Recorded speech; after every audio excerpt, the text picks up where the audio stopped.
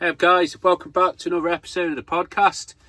What I'm going to do in this episode, this episode is the most sort of up to date. So we're coming off the back of the Reese episode, which we filmed last week actually. And this week it's going to be me talk, just so a time frame for you. Whenever this podcast comes out, it's going to be a few days after it was filmed. So I'm going to talk in this episode about basically how things have been going lately. Some of the sort of things that have been happening. There is a central topic for this episode, which is basically unappreciative customers, and I'll talk about that in a little bit. But I'm going to say I'll talk a little bit about how things have been going. Bit of tool talk. So let's get on with it then, shall we? I think first of all, a quick plug for the podcast and an update.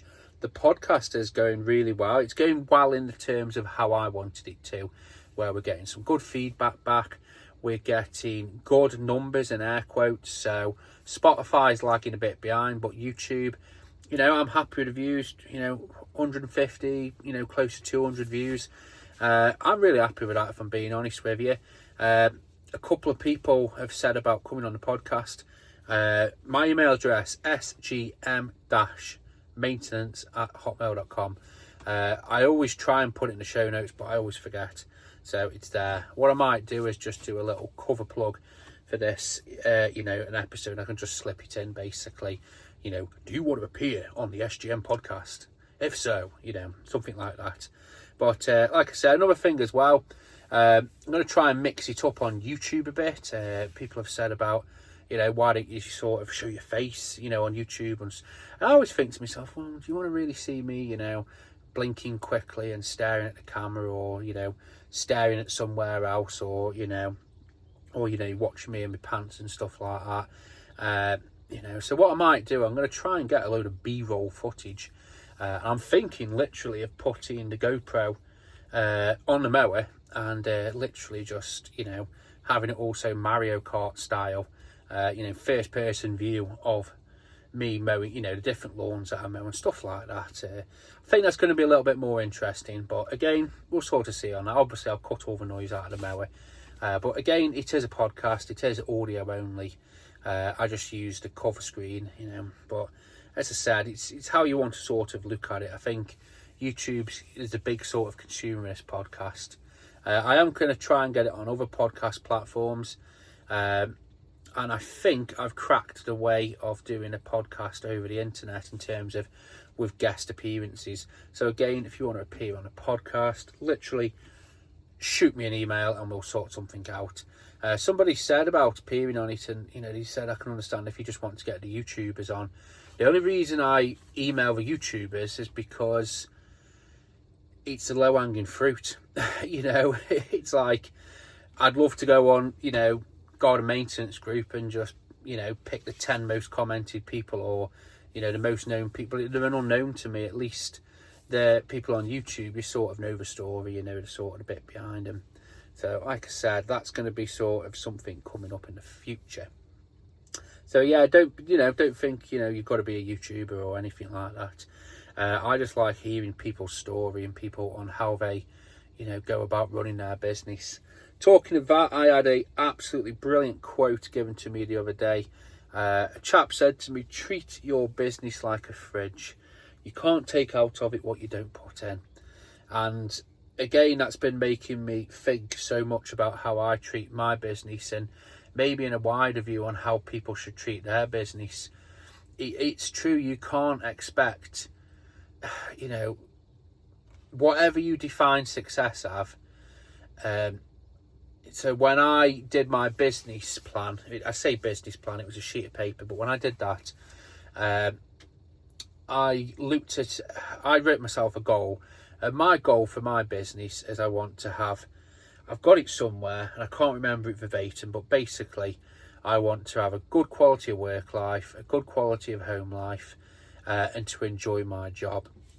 And to me, all of that comes from not only the job, I've got to enjoy the job, as in, when I say that, I mean working for SGM. I've also got to enjoy running SGM, and I've also got to be able to live off what I run. And I think I can't expect to do all that by not putting the work in myself. And trust me when I say this, running a business is hard. I think credit to anybody that does it and takes the leap. This is why I'm so big on promoting, you know, or doing, so I say, YouTube, to like bring hopefully a bit of awareness to it. This is why I try and do the various topics that I do, you know, talking about, you know, stressful times and how to run a business and, you know, all sorts of things, because like I said, it's so hard sometimes, not just physically but mentally, running a gardening business.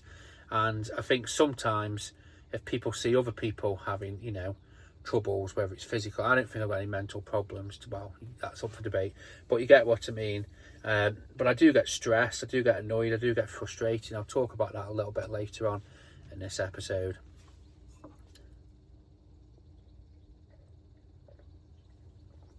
So this month has been a really good month for the business, also for myself. So May is my birth month, so May the 5th. Me and the missus took some time away. We went down to, where did we go? Went up to Whitby, should I say. So we went up into Whitby. And we had a fantastic time. It was, again, in classic Sam style, it was a setback. But we got through it and we managed to get, you know, sorted. I've sorted it. And it's weird, time goes so quick, but actually when I think back to that, you know, it's been weeks. It feels like it was months ago when it actually wasn't. It was only probably 2 or 3 weeks ago when that happened. So yeah, I had a fantastic birthday, had a fantastic time away. May, we've had some absolutely brilliant weather in terms of just lots and lots and lots of sun. Yes, towards the end of it, I think every gardener in the country, well, dependent, but I think most gardeners have been saying, God, we need rain, you know, and even customers have been saying we need rain, because the ground was just cracking. And I've never, well, I have seen it dry, don't get me wrong, but I don't think I've ever seen a May as dry as this. Very, very dry, very rock solid, you know. One of my customers, I went and did a lawn, and she says that she was walking on the lawn and the side of her lawn catches the sun perfect, and it's proper crisped it up. And she says she was walking on it and it was crunching underneath, and I was like, blooming. And as I was walking, you can feel it sort of crunching. It was so dry. But in classic British weather, last week it was t-shirts, shorts, sunscreen. This week it's wet weather jackets. My front seat has got 2 rain jackets, it's got a couple of hoodies, and it's on and off rain basically. And you know, and it's cold. It's so weird. It's like the heater's on now instead of aircon, and you know, we've got the jeans back on and jumper on. It's crazy, you know, but in all fairness, I keep saying this, we do need the rain. You know, it's otherwise, and I have noticed lawns starting to slow down, but I find sometimes it's like as if it's delayed. So it's like last week, the last lot of visits I did for people, there was a couple of lawns where I was looking at and thinking, bloody hell, you know, like, if it's like this next time, it's not going to really need cutting. And then I went next time, and luckily we had a bit of rain in between and things have shot up. And I've got customers saying to me like now, like, oh, I don't think it needs cutting. And one lady, she said it doesn't need cutting. And I'm thinking, well, it does. It's got way more growth on it this week than it did last week. So, yeah, I may as well talk. So how do I sort of deal with people that want to cancel cuts, especially this time of year or when it's been dry? What I tend to do is I always try and keep a little bit of something in my back pocket in terms of a job. So I've got a couple, so there's one lawn in particular that it is a slow growing lawn anyway, and last year when it was really hot it did stop growing, or the growth shut right down. So one of the things that I said one of the things I do, and I do this quite a few people, is ultimately if I'm turning up and you know they've not let me know over the phone that they want to cancel or stop the visit, well, I will try my best to keep a visit or to get the same money, as in to get the work basically. So I'll say to them, well, are you okay if I do the shrubs instead? Are you okay if I do this instead? You know, even if I have to go, are you okay if I tackle that back border? You get what I mean? For me, it's all about keeping the visits up. And, you know, it's like you can't budget for money. You know, you can't, unless you've got guaranteed work. I always feel very sort of shaky when it comes to, you know, saying, right, I've got a guaranteed amount coming in this month, as in, you know, you're banking on every single customer paying you and every single customer you're doing the job for them. It is, you know, sort of, I don't like counting my chickens before they're laid, put it that way. So one of the things I do is try and sort of keep jobs in the back pocket, whether it's the shrubs, hedges. That lawn I mentioned, just where it does slow down, she's got a big sort of like whomping, you know, droopy willow in the middle of a garden. So that's one of the jobs, is if the lawn's stocked, I'll cut that for her and it'll be the same price. It's only 20 quid cut, to be fair. But it's the same time for me to cut that, or it is lawn. Or I'll suggest other jobs for her. It's all about keeping the thing. It's weird though, I was talking to her, I don't know if she was, I think she was joking, but you know, this was coming off the back of what I want to talk about in a bit, which is unappreciative customers. So maybe I was being a little bit sensitive, you know, but because I went to her and she said, oh, it doesn't need cutting. I looked at it and I was thinking, this has got more growth on it this week than it did last week. But anyway, and she is a good customer, to be fair. And one of my other customer knows her, and she said to me, she says, I won't give her a name, but let's just call her Tracy. She says, if you can't get on with Tracy, you can't get on with anybody. She is a lovely lady. And I think she was joking. And I think sometimes you've just got to take things as face value, you know, and not sort of, you know, jump off basically. But I says to her, she said about not cutting the lawn. I said no problem at all. But to be fair, she did say, I want my hedges cutting instead. And I says, yeah, that's perfect. I says, you know, I try and budget time for every job, but also I need to make sure I'm getting money from each job. So, you know, by cancelling this lawn and having the edge instead, it's doing me a favour. You know, it's keeping the money coming in. And she looked at me a bit funny. It's like as if I've talked about something really, really inappropriate to her. You know, like, oh, where's your knicker drawer, Tracy? You know, and she looked at me really sort of a bit funny. She said, oh, I thought you were Mr. Moneybags. And I think, looking at it, I think she was joking. But, you know, I don't know. Maybe some people don't like us gardeners talking about the inside of a business like that, because it's taking the thing away that, you know, we're doing it for pocket money, or I don't know. But like I said, I think she was joking. I think she was having a laugh with me. And I did laugh, and I did, you know, play it off and probably made a jokey comment. But again, it was coming off the back of what I'll tell you about later, that, you know, maybe I was a little bit sort of, not sneaked, but you get what I mean. It's like, you know, if you have an argument with somebody and you're in a bad mood, the next person who has a slight disagreement, you're going to be, you know, even more on your sort of echoes. But anyway, so like I said, May's gone really well. I keep saying this. So the first part of this year is all about investing back into the business. I've got my operation at the end of the year. Also as well, maybe next year, the year after, me and the missus are going to start looking for a place. But I'll be honest with you, one of the things I'd like to tackle next year is upgrading the van. So when I do go to look for a place for the missus, I've got you know, I'm rolling in with a fresh van, good tools, you know, etc, etc. I think you've got to go through and invest in it. It's like what I said about the start, about the fridge scenario. You know, you can't take out what you don't put in.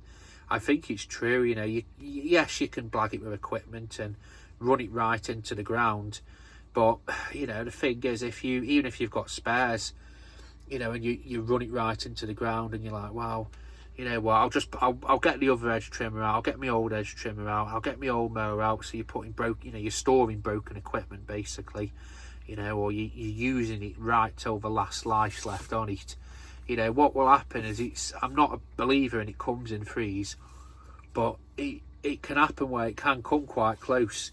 You know, you can have, you know, your mower goes bang that you should have fixed or you should have upgraded, you know, and then something else can happen and you can get your road tax bill, you know, and before you know it, you're having to find $1,000 or, you know, a little bit more or way more, or, you know. So for me, I try and go through the equipment and upgrade it as best as I can, you know, when applicable. And I think this is one thing I like about cordless, is when you upgrade it, you get an upgrade. If I went now and bought the same, if I went and bought a handheld blower from Still, it'd probably be the top one, but it would be exactly the same as the handheld blower I had, 10 years ago. They wouldn't have changed. Yes, they might have took things out of it, but it would still fundamentally be the same. But I've upgraded to the BGA 250 blower, and that thing's just cracking, absolutely cracking tool. Really, really good. Really, it's everything, in air quotes, what, you'd expect. It's got more power. I've noticed an increase in run time. Maybe that's down to the batteries. So again, I've upgraded from the 300 batteries to the 500 S's. I took the Still deal. They had a deal on where if you buy 3, you get 2, but buy 2 you get 3. So again, it feels like the equipment's almost got a different sort of lease of life on it now. Things are lasting longer, things are more powerful, whatever. One of the things I want to do next is upgrade the combi unit, swap over or upgrade that. I don't know which one to get yet. I like to be fair, the 135 has been absolutely stunning. I know they do a 200, but I typically use that just for whipping around lawn edges. So, and I don't really do much big trimming jobs, so again, it's which one. I'll probably just go for the next sort of model up because I want it to be nice and light. So, but the combi stuff from Still, pretty good. I had a hedge trimmer break, that's gone in for repair, and I've been using the combi one instead, the long reach one. And I'll be honest with you, it is true what they say. They don't build them as they used to. This one that I've got, the old combi one, is a proper lump. But you know what? It's built really well. It does go through, especially with that 135 engine. It blooming goes through some stuff, I'm telling you. So one of the big sort of purchases I made this month, and I'll be honest with you, I wasn't planning on it, but I think I got a good deal on it. Is an Artesia mower. So I don't know when it'll be out, so spoilers if you're watching this podcast. Credit to you guys, you're going to get a sneak peek here. I've done a video, and it's coming out at some point, where I go through my sort of thought process for buying a mower. So basically what I've done is I picked the 4 mowers that I wouldn't mind having. 2 basically, and then a couple of worthy mentions, and I went through them as best as I can to try and find the best mower for me, basically. And then in the end, I roughly had it in mind about getting the Artesia mower. So I looked at everything from box size to price to warranty, pedigree, other people's opinion. I tried to factor everything in that I could. So in the end, I settled on the Artesia. So I rung up, I found my nearest dealer, which happened to be all the way in Penkridge, which is about 50-minute trip for me. It's TFM, and I rung him up, had a chat with him, and he said, we've got one left, and it's, I asked for how much it was, and he said it's $15.65. For fucking wrong, that's £100 more than online, but you're picking it up from a dealer, you're going to guarantee that they're going to repair it, all that sort of stuff. I'll be honest with you, I thought I'll try and haggle him. So I went up, I drove up and had a look at it, and 2 things. One, I wanted to go and look at my old college, so I used to go Rodbaston. Big up Rodbaston, very special place to me. And then the next thing I went to look at the mower. So I had a good look around at the mower, I had a good look around at, so I've talked about this in the video, but I had a good look around. I ended up picking it up in the end, and I think I got a bargain for it. I will leave the price in the video, I won't just sort of, I'll tell you now, because I hate that. I paid $12.50 for it. It turns out the day before I was coming down, they'd reduced it, so it went from $15.6 something to $12.50. For blooming hell, again, couple £100 cheaper online. I just bought it there and then, and I've been using it for about a week now, and brilliant. I was talking to another gardener, and he was saying that somebody he knows who's a gardener is basically he swapped completely over to him, and I can see why. The bagging, we've had a week of rain, and the bagging has been excellent. It's been the best bagging that I've known. It's like a Still mower's bagging, but on steroids. it's got so much more power than, so you've got to bear in mind, I've been using a little steel roller mower, so to go from that to this is so much better, so much more powerful. The bagging, everything. There's a couple of gripes, so I'm going to probably talk about that in an upcoming video, but overall it has been absolutely cracking. It's been I don't like to say it, but you know when people say, oh, it's a game changer, it feels to me like a game changer. It has been really, really good.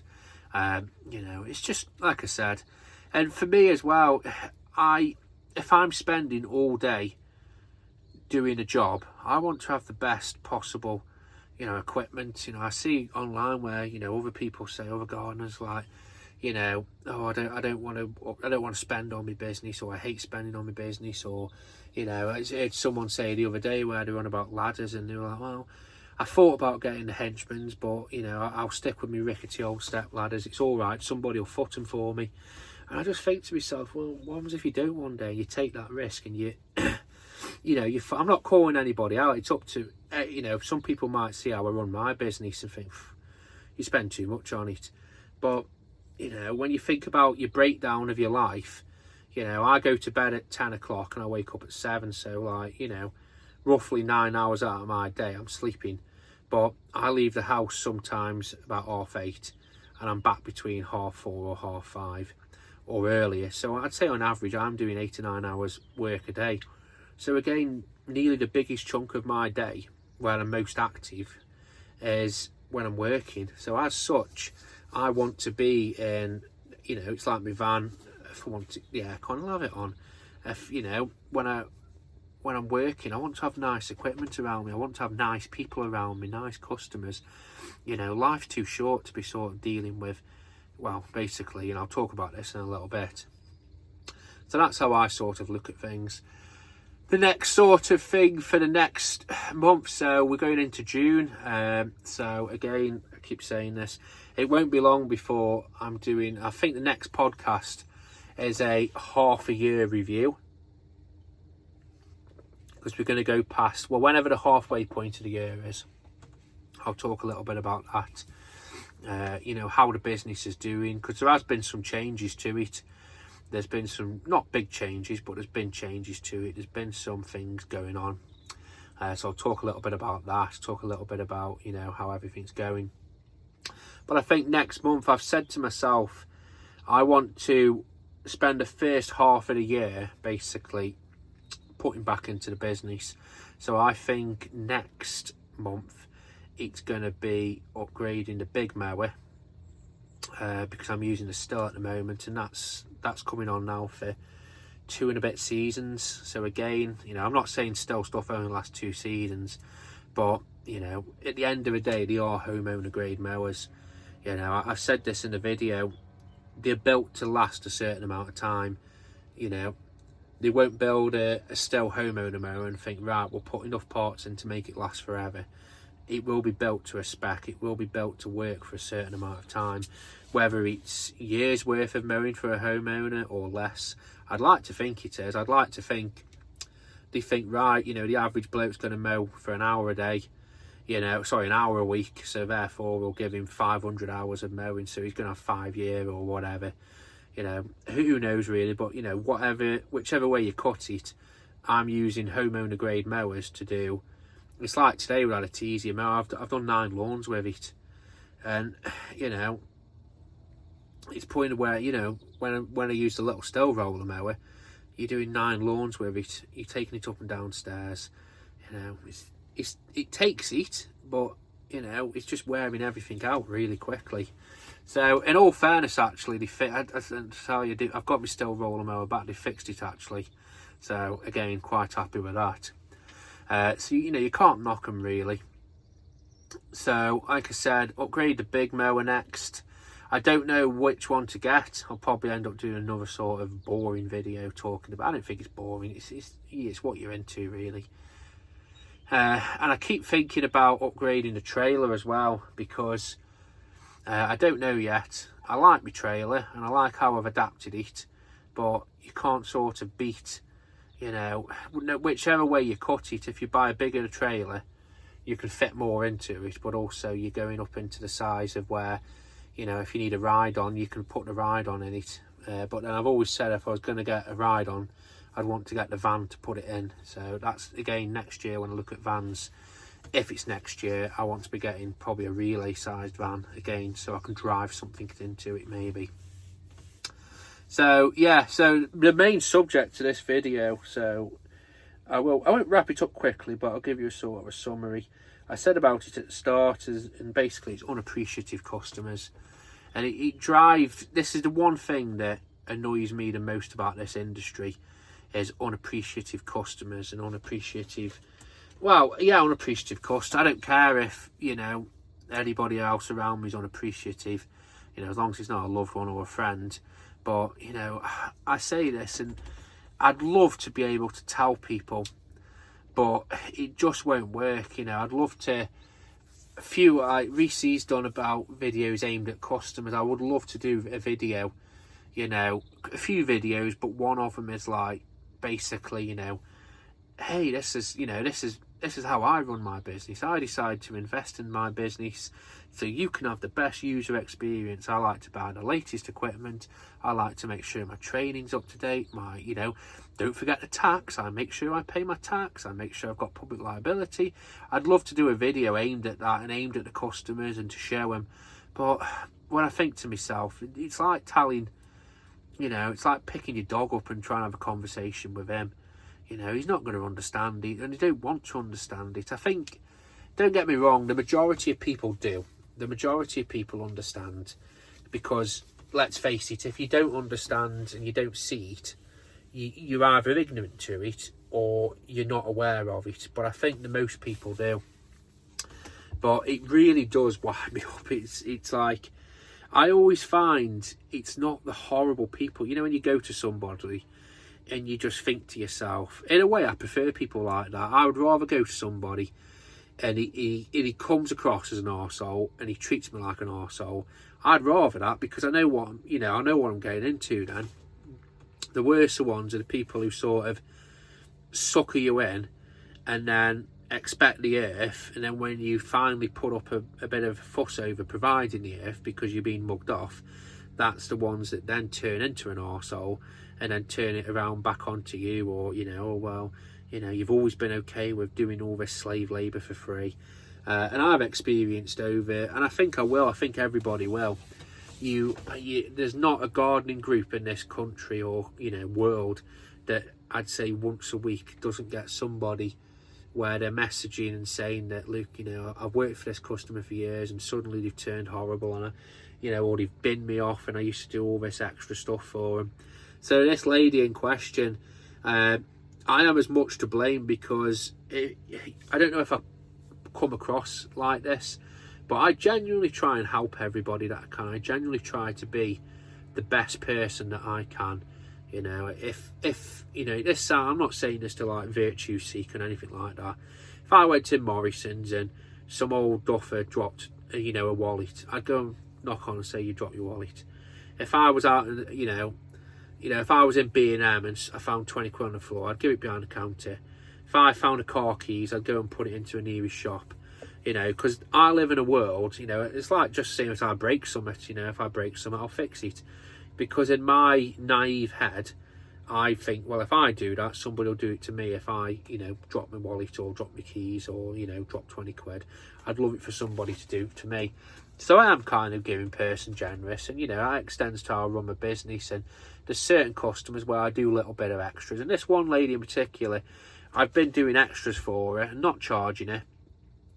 Originally, the job started out as just a back lawn, but then she sort of snuck. She was a bit sneaky how she did it. Well, again, I should have put my foot down, but it was towards the end of last season, and she used to do the front lawn, I used to do the back, and then she'd say, oh, well, I'm struggling, could you just whip over the front lawn? And how she worded it was a 2-minute job. And in all fairness, it literally is a 2-minute job. It's about, I'd say, about 10 minutes of my time. It could be quicker if I literally just mowed it, but I just whip around the edges as well. I don't just whip over it, you know, as she puts it. So that's sort of been going on, and that carried on this season, where she'd just say, oh, can you do the front and back lawn? And again, and this is the thing, when you do it a few times for free, you sort of feel in your head, well, I've done it, you know, you feel in your head where you can't then go back and say, well, look, no, I want extra money because I've already been doing it for free. And then there's been a few times where I put, you know, bits of weed killer down. And how I do it in my business, I have a thing where weed killer and to an extent, weed killer and lawn feed is complementary. I don't price it into a mow and go, but I sort of do it in a way where I always think to myself, right, you know, one of the things I do now as I make a conscious decision whenever I do my pricing for any new job is I always put a little bit of extra on.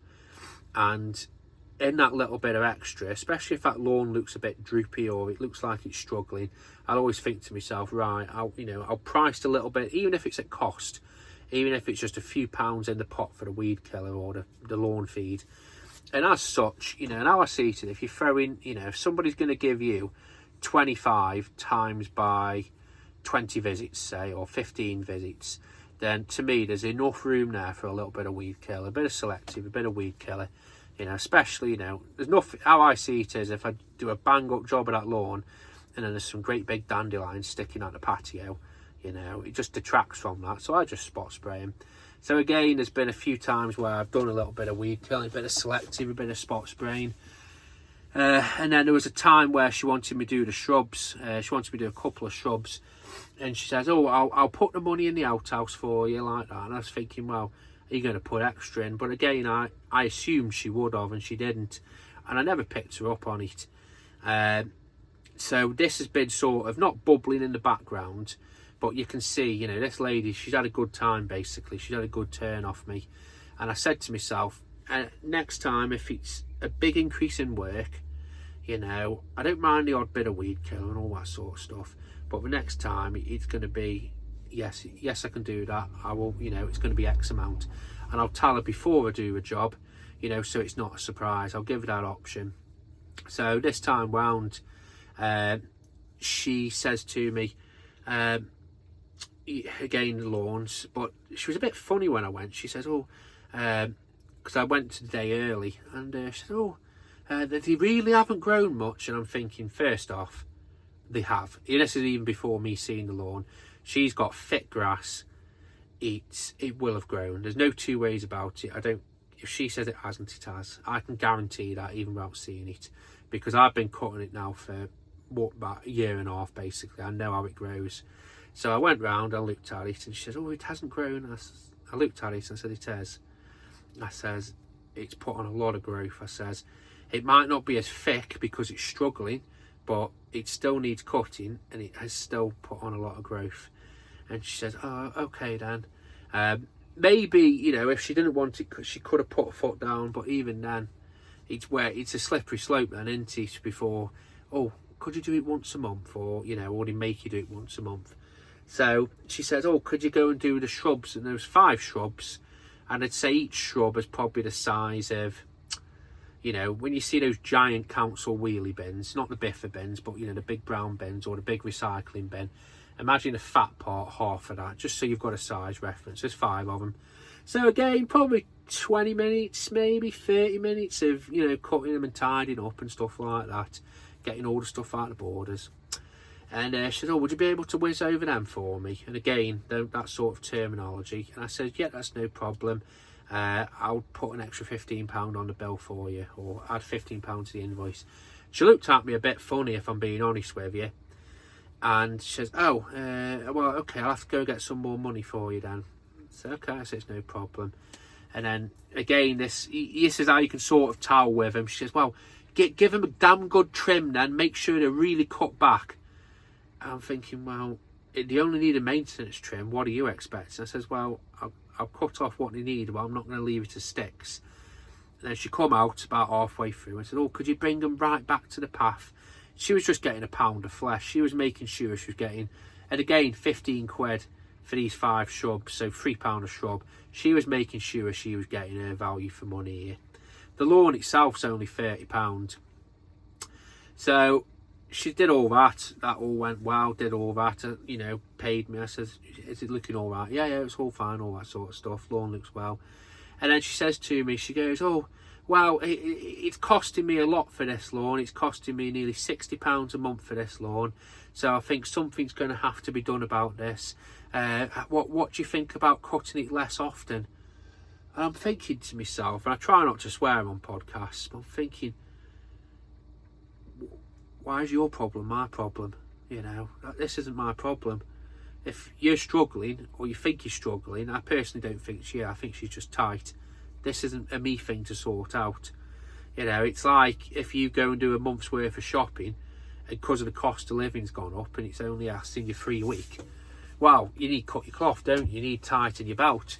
You don't go to Morrison's and say, well, look, it's costing me more. I want to have more of my basket. So, and I was a bit sort of put, like I said, it put me out, if I'm being honest with you. I'm thinking, well, what do you want me to say? And, well, in this instance, you can only really tell the truth. So there's 2 things I told her about. I said, one, I says, I'll be back in a fortnight. I says, because we're at the height of the growing season. I said, we've had all the sun that this lawn will ever need in the past month. And we've also had all the rain next week that it's ever going to need. So it's going to put on growth. I says, also as well, because I can tell that this price thing wound her up, or she didn't agree with it. She never said, but we both know with customers that they've got a fantastic way of asking for one thing and meaning a completely different other. So I made sure I cleared this up for her, and I says to her, look, I says, there's been a lot of times when I've come here that I've done a lot of things for free. I says, originally I gave you a price of £30 for the back lawn, and it's gone from the back lawn to the front lawn as well, with no extra cost to you. I said, that's fine. I said, I'm not saying I don't want to do it. I said, that's fine. I says, also as well, there's plenty of times where I put weed killer down and I've not charged you. And also there's times where I've done the shrubs for you and I've not charged you. I says, this time around, I've had to charge because it's taking additional time out of my day, which I need to cover. I says, so that's why you've had a £15 increase to mimic the work what I've been doing. And I'd like to think she said, oh, Sam, I know exactly what you mean. I'm just a bit worried about my finances. And as such, I wanted to run nothing, absolutely nothing on that. She struggled to sort of nod her head and go, okay, yeah, we'll see. We'll see what it's like in a fortnight. That's what she said. Now, I am fully expecting her to sort of, I'll be honest with you, I am expecting her to either cancel, because in her eyes now she's got 2 weeks to look for another gardener to find a cheaper one, or I am expecting her to go along that same way of trying to cut back. And don't get me wrong, I want to keep every customer that I can. You know, a friend of mine was asking me, what are you going to do in this situation? Well, the ball's in my court. I could be the bigger person in air quotes and fuck her off and say no, you know, if she wants to change her visits. The thing I can do, and I always think this is, business shouldn't be personal. The thing what I would do in this situation is, if she wants to have it cut once a month, say, well, I can say, yeah, no problem, I'll do you a deal. It'll be £50 every 4 weeks. And then I'm fine with that. I don't care how long it grows and that. It's going to look shit anyway, but I'll do it and I'll cut it. But then she's looking at a bad lawn, but she'll save a tenner. She might pick that, I don't know. But as you can see, it does frustrate me. It really does. I think ultimately, you know, I'm just trying to run a garden. I'm just trying to run a business. I'm trying to do the best I can for people. I'm not, you know, I'm not charging the earth. I know other gardeners would look at that lawn and look at that front lawn, and I reckon they'd be more. I reckon they'd be 40, 45 for that work that's involved there. For them shrubs, they'd probably be looking at, you know, minimum charge for that. So again, you know, I can make money off that. I'm fine with that. I've got the efficiency. I've got the kit to do it. You know, some bloke else might go, yeah, well, you know what, I can do that, but he'll be there a lot longer, you know, if he's got, you know. So like I say, it does frustrate me. It really does. But this is the minority. This year I've had 2 or 3, in air quotes, negative experiences this month. And on average, I would say I do between 100 to 120 visits. Okay, some of them are multiples in every fortnight, but I'd think for nearly 300 visits to have 2 or 3 things where I could say, oh, I didn't like that. I think that's good going. It's law of averages at the end of the day. So have a good day, guys. As usual, keep on gardening, and yeah, live your life to the best, guys. Make sure that fridge is full. Ta-ra now.